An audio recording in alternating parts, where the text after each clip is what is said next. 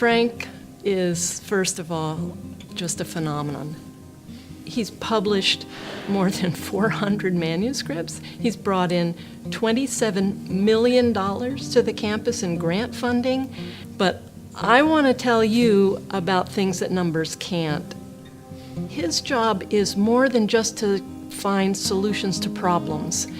It is to communicate those solutions to a wide audience, and that's something that scientists in particular find difficult to do. But Frank does it not only very effectively, but with great enthusiasm. Years ago, I called Frank up, and we had an insect that was that we were finding on the blueberry barrens, and we had no idea what it was. And Frank took a look at it and immediately knew that it was an insect, that there was a paper written about it in 1922. Frank's comment was, "It's not a problem."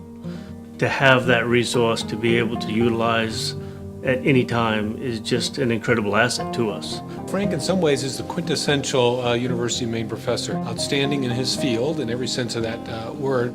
Blueberry growers have saved and earned literally millions of dollars because of his work on insects. Frank has an international reputation in his area of expertise, and so he draws other experts to the university, and he draws outstanding students who want to come study here. Frank is a passionate individual. He is a great professor, and he's an even better mentor. Teaching you and talking to you like a colleague and never down to you. Frank is not afraid to get stung by honeybees whatsoever.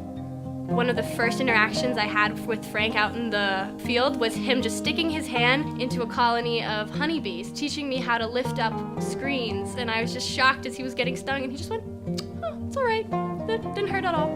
And I was just sitting there like, ow, ow, ow. There's a story about Frank. And it's a story about a blueberry farmer. She contacted him and said, "I have A hive that had an aggressive queen." He knew the only way to solve the problem was to replace the queen, and he would have to do that at home. He didn't know where to put it, so he put it in the back of his car, suited up in a bee suit with the hive inside, and just drove. Wearing a bee suit the entire way. With a bunch of just bees flying in his car. And he was willing to do that for people. He's willing to go that extra mile with honeybees in the back of his car. That's dedication. He is low-key. There is not a pompous bone in his body. He's comfortable out in the field with the farmers. He's comfortable in the classroom. He's extremely approachable.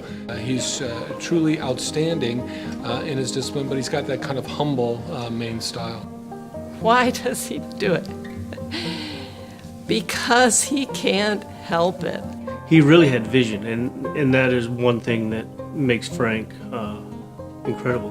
He's energized by the students, by their curiosity. He's not just the kind of professor to promise getting published. He's really the professor who says, let's go get published. I have never seen anybody so interested in everything and everybody. And that's Frank.